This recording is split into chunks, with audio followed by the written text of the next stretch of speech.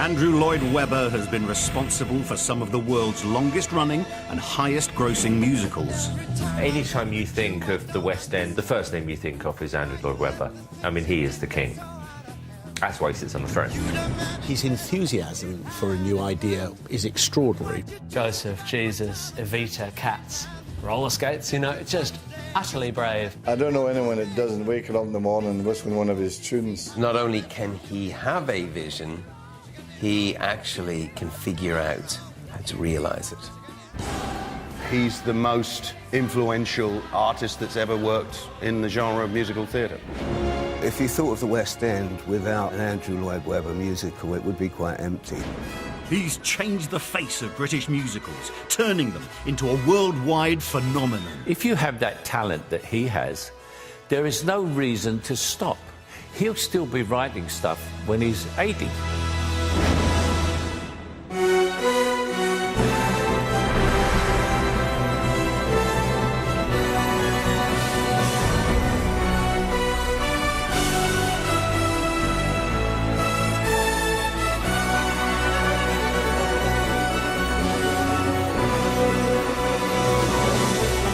Ladies and gentlemen, please welcome your host, Michael Ball.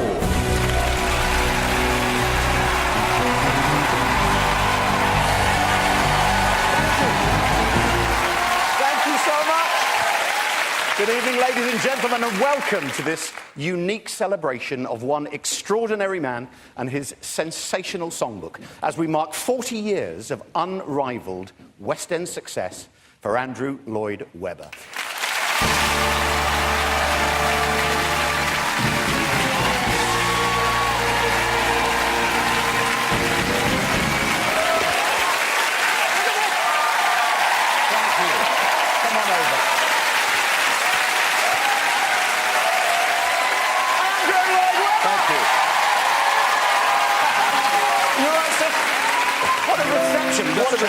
Checking the piano's working. Well, before we start, we have got a packed show tonight, and before we begin, I just want to set the tone for this evening with one special clip which reveals just how people think of you. Yeah, give us an underscoring. Look at what Sir Michael Caine had to say.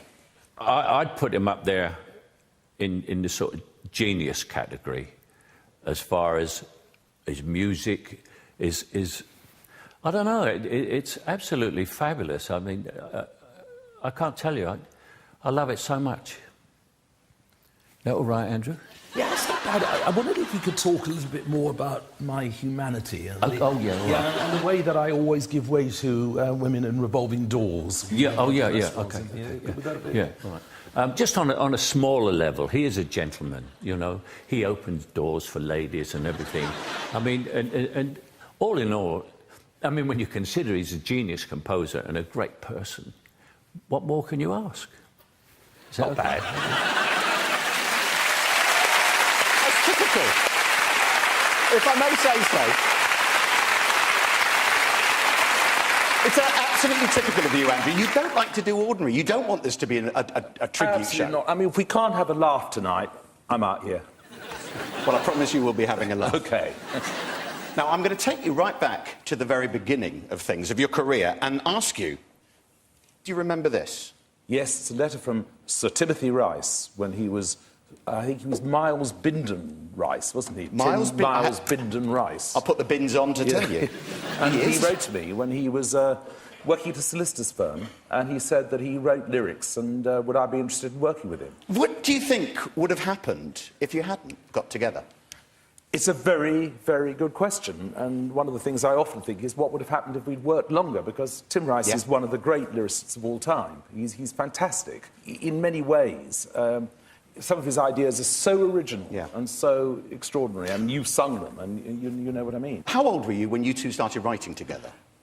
I would have been still at school, so I was 16. When he wrote that letter, I was 16, and I was still at school, and I remember him walking through the door. I remember it now. I mean, this huge, tall, very thin, good-looking man And the first big success the both of you had in the West End, of course, is Jesus Christ Superstar. Yes. And you were 19 when you wrote that? 20, I think. Well, no big deal. Joseph, the Amazing Technicolor Dreamcoat we wrote before, which we wrote for schools. Well, we're going to see an excerpt from Superstar now. You've got a current incarnation out on the road. Because it's gone back to arenas. its roots now. It's a rock and roll tour. It was always written as an album. It was never written as a stage show.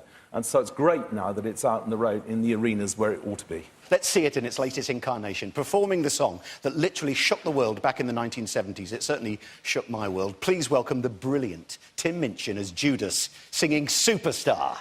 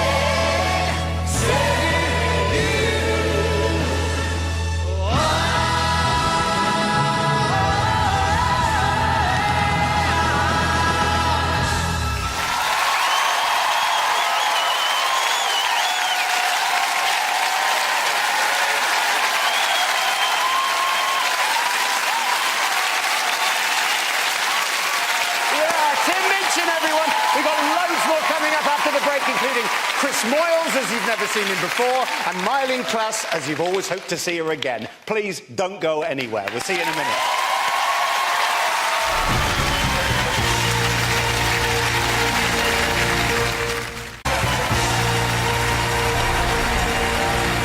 Welcome back to Andrew Lloyd Webber's 40 musical years. Now, so far we've heard how Andrew's ideas weren't always regarded as the best for musical success and often seemed just to be too far ahead of their time. However, the ideas themselves are just the start. Putting on a West End show can be brutal, exhausting and incredibly stressful. Trust me, I know. And it takes a particular kind of person to make all of that work. So, what's Andrew really like when he's under pressure?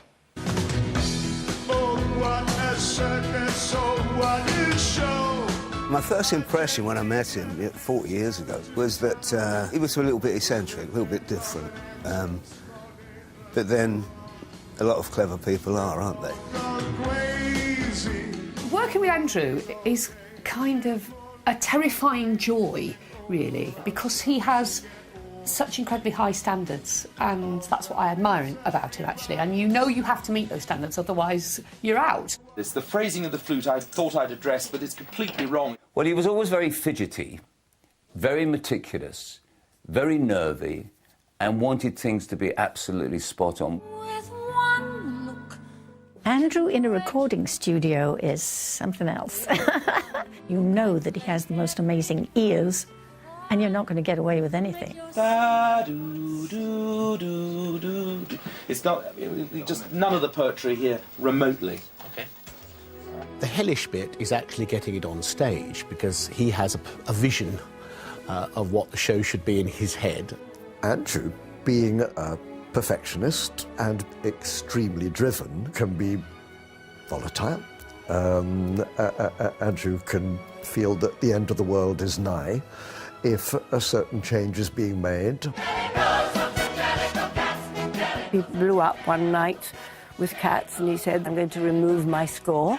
So I said, well, I'm sorry you feel like that, but I'll still be rehearsing it. At the end of the night, this very sweet and anxious young man looked at me and said, it will be all right, won't it, Jilly?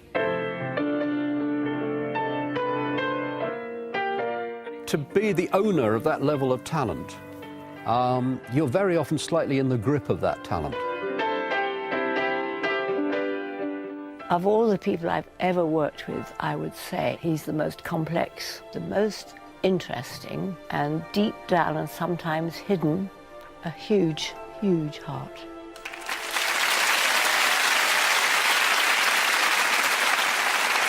Yeah, well, we have a very interesting collaboration happening now. It's Take That Look Off Your Face. Ah, yes. But done slightly differently. Let's hear it. Singing Take That Look Off Your Face, Denise Van Outen and Kimberly Walsh, and keep an eye out for Pasha Kovalev.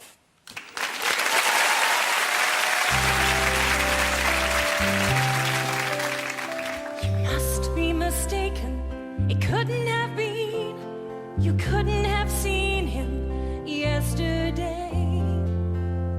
He's doing some deal up in Baltimore now. I hate it when he's away. You must be mistaken, I'm sure that you are.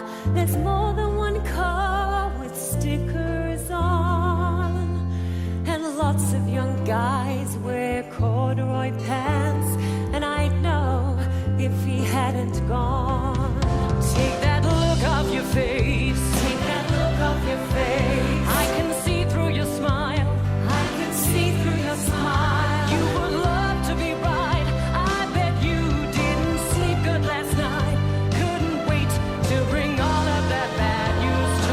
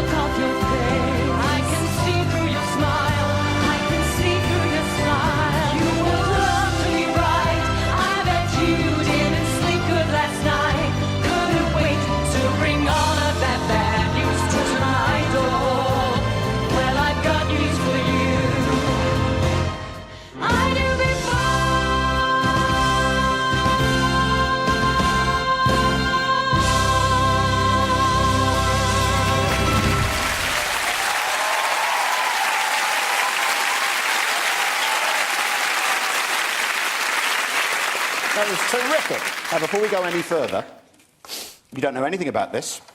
We're going to have some quick-fire questions. Okay. They've got to be quick, succinct answers. You can't think about it. First thing comes into your head. Who's been your biggest inspiration? Richard Rodgers. Which song did you wish you'd written?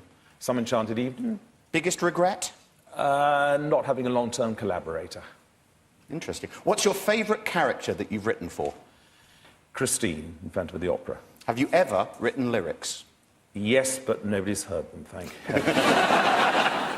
Have you ever been starstruck by anyone? Yes. Who? You. Good answer. What was your most inspired decision? To get married to Madeline. Ah. So, who do you wish could have performed one of your songs? Elvis, but he did actually one. Elvis performed a song? Performed one song. Sadly, it was the last song he ever did. It was called It's Easy for You. How did it go? He went, you may be tired of the good life, something like that. But call me in a year or two.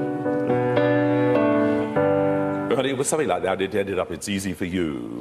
So Elvis recorded for you? Yeah, Elvis recorded it. And it was the last thing he did, therefore I killed him. That's a true story. Hey, this is one thing I just want to say.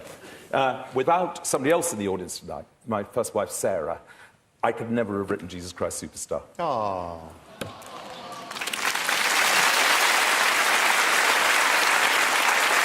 Coming up after the break, we'll be hearing about Andrew's forays into reality TV and his strange but often inspired casting decisions. On top of that, we've got some more brilliant performances, including something very special from Nicole Scherzinger, and there's even a little turn from yours truly, so we'll see you later.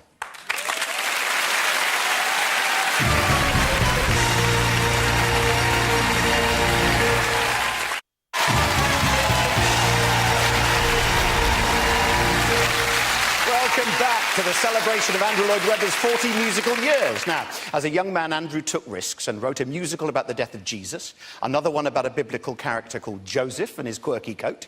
He tried his hand at writing about Dr. Bernardo, and he abandoned another musical about Richard the Lionheart. However, these were just the start for a man who has built his success on unconventional ideas no one else would even dare to suggest. Who would think to put on a show about cats? Cats certainly was a musical that people were quite suspicious of. What was this going to be? I was suddenly asked would I be interested in a musical about cats.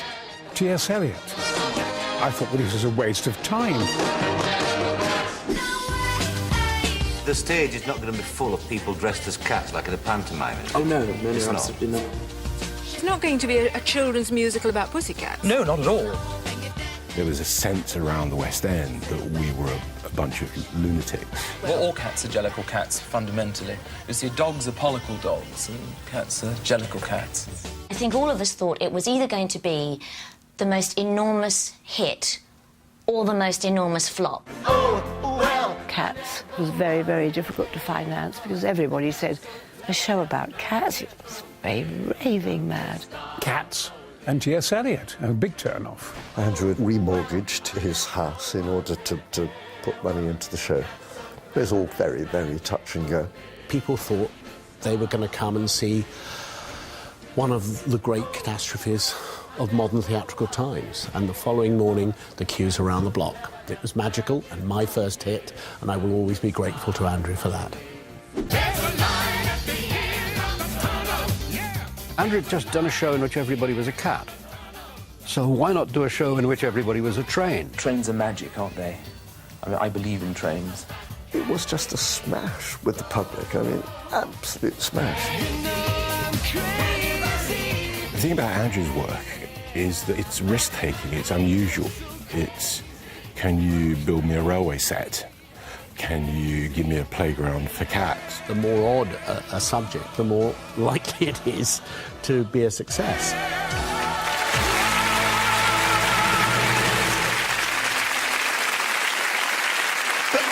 To be honest, the subjects you've covered before in musicals, Jesus, Joseph, Evita, kind of made sense. Cats, I thought was barking.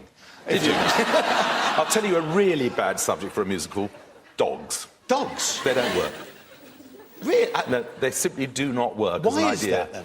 Well, have we got hours? No, we haven't. But I can promise you that a song about dogs does not work. Well, why does cats work? Cats are wonderful creatures who can dance and move, and they're essentially feline. As T.S. Eliot memorably said, a dog's a dog, a cat's a cat. That's all you have to say.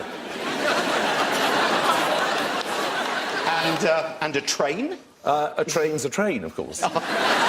Funnily enough, do you know, nothing is impossible on stage if you set your mind to it. But was there a point during the process of Cats where you actually said, no, I'm actually not having this on stage? Yes. On a Good Friday, I remember we were opening just after Easter, well, our first preview was just after Easter. Cameron Mackintosh and I went to Joe Allen's and we said, we are closing the show. That's it, closing it. We can't go on with it. It looked so terrible in the dress rehearsal. And so we went to Trevor Nunn, the director, and just said, sorry, Trevor, we're pulling it. And that's it. And Trevor Nunn said, well, you guys walk away, I'm just carrying on.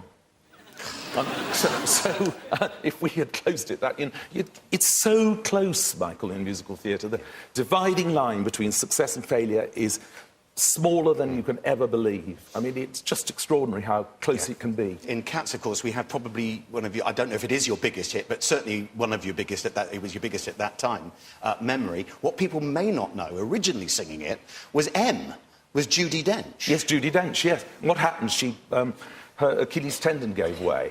And during rehearsals. Trevor Nunn said, look, we cannot risk it, because she went into hospital, came out, fell, and she said, he said, we cannot risk it. And I thought to myself, what do we do? And then I knew that Elaine Page was looking for something. And I called her and I said, do you mind going in with 3 days' notice and being a cat? And she said, what's the song like there? She said, what's the song like, darling? So I said, she'll kill you for that. I said, she said, I'll do it. Did you know it was going to be a hit, though? When she sang it, yeah. Did you? Yeah, I always knew it was a good tune. And I remember going to my father, and he's a great expert on tunes and things, and I remember saying to him, Dad, I'm a bit worried about this one. I'm quite pleased with it, but does it sound like anything to you? He said, yes. He said, $10 million. Well, why don't we hear what $10 million worth of song sounds like? Personally, I think he was underestimating a little bit. To sing it, will you please welcome the current star of the West End musical, The Bodyguard. Here is the brilliant Heather Headley.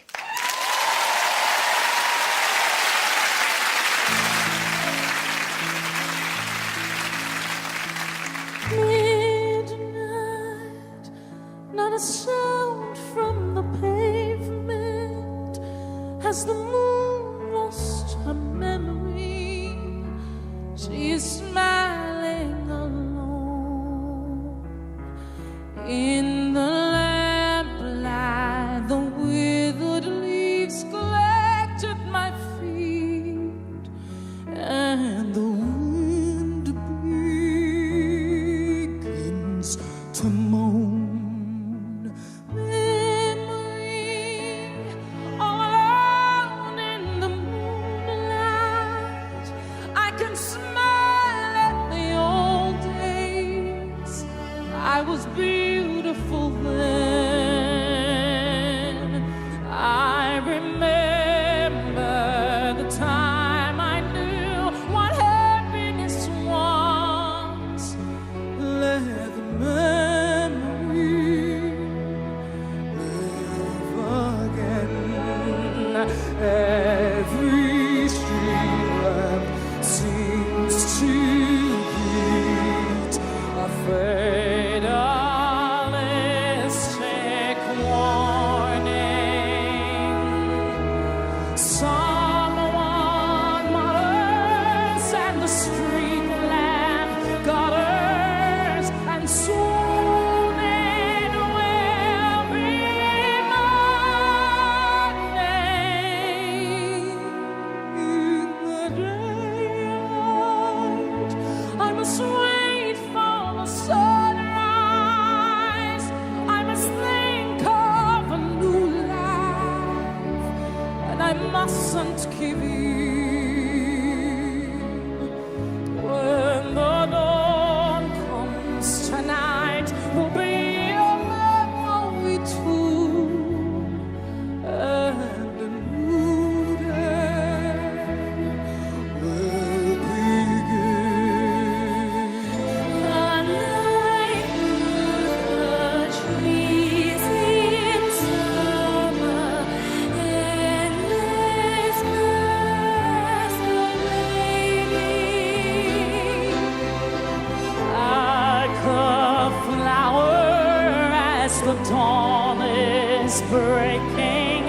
the memories are fading. Talk to me, it's so easy to leave me all alone with the memory of my days in the sun. If you touch me, you'll understand what happiness seems. Look, a new day has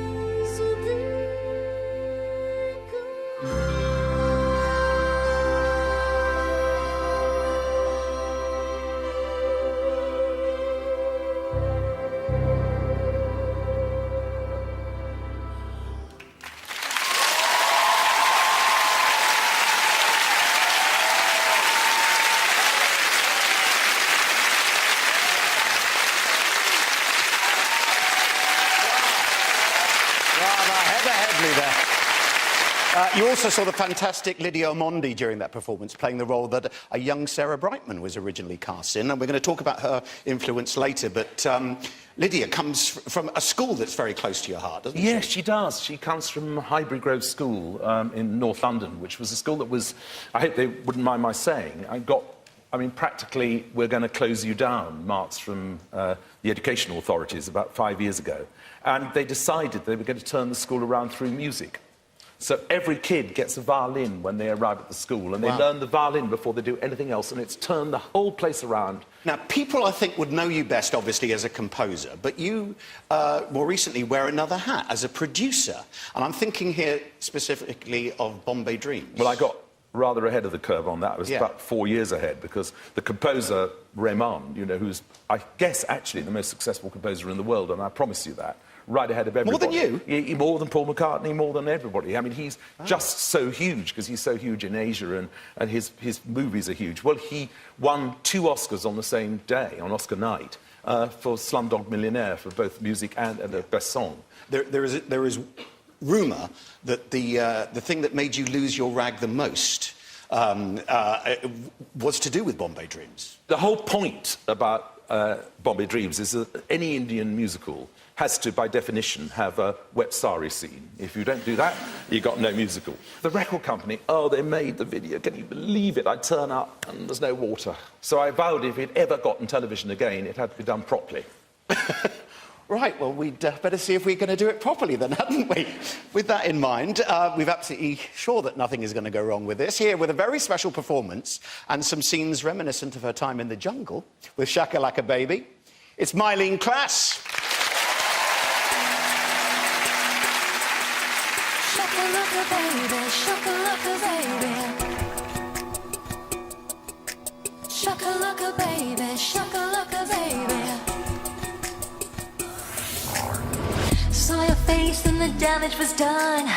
You waked a spell that took me over. A brighter ball right out of the sun. A lotus-scented supernova. Catch the rhythm, jump to the beat. The nights are warm and my words are tender. Can't escape it, feel the heat. Lose yourself in sweet surrender.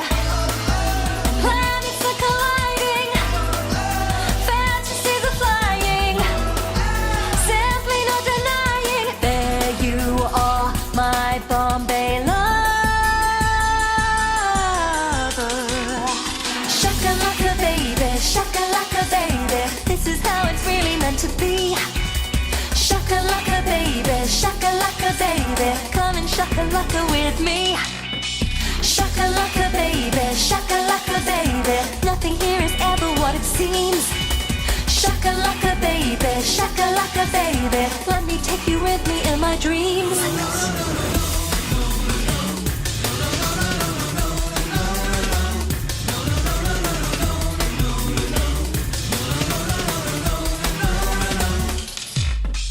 Secret moon and a jasmine breeze.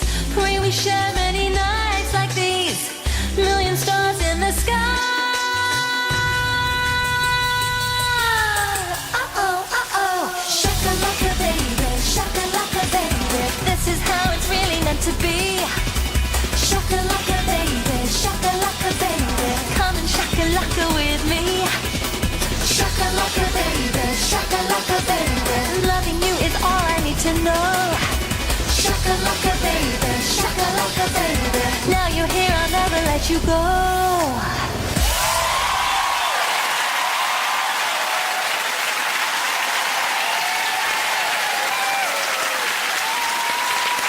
Worked for me.